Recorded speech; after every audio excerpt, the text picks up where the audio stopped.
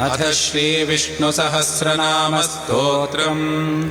ॐ शुक्लाम्बरधरम् विष्णुम् शशिवर्णम् चतुर्भुजम् प्रसन्नवदनम् ध्यायेत् सर्वविघ्नोपशान्तये।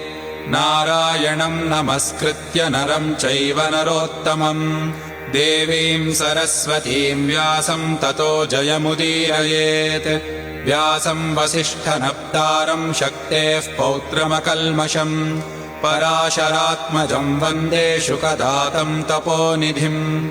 व्यासाय विष्णुरूपाय व्यासरूपाय विष्णवे नमो वै ब्रह्मनिधये वासिष्ठाय नमो नमः।